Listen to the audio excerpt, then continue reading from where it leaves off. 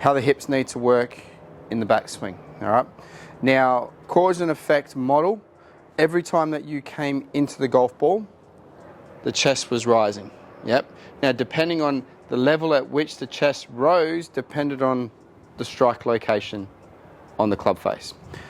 So it was the fact that when you were taking your setup, when you were taking your backswing, when you're going to use this chair as a little bit of a guide, that when you swung back, your backside came away from that chair.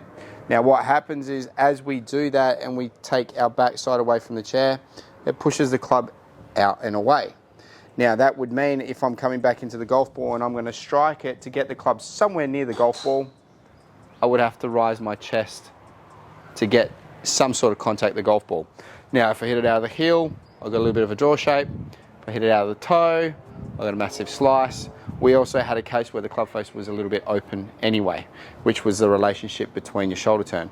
But what we're solely focusing on in today's lesson is to understand how the hips work by using a chair. So what I want you to do is you're going to take a lot of back swings up to the top, and what you're trying to do is, as you take the swing up to the top, that you're going to keep your trail side hip attached to that chair, which means you're going to be sending pressure into the trail side heel as much as you can. And you notice straight away that when you did that, was that the toe of your trail side foot started to rise a little bit in the backswing. The big thing that the danger is with doing this movement is to make sure that you're not lifting the lead side shoulder, trying to keep the trail side attached to that chair. Yep.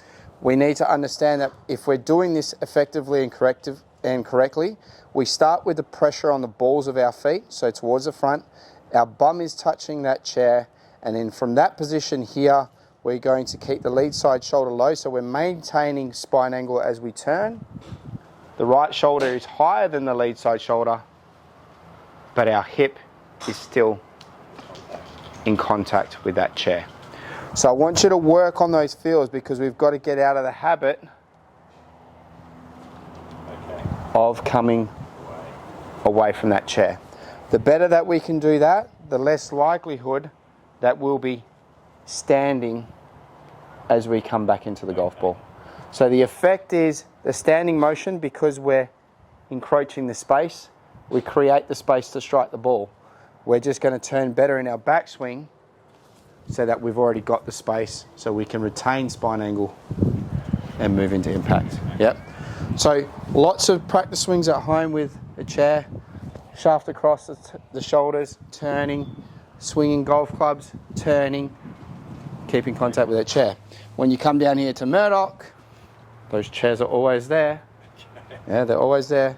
Take your setup, keep your backside attached to that chair, and just hit nice gentle shots. Trying to stay in contact. Okay. Make sense? Yeah, awesome. Cool.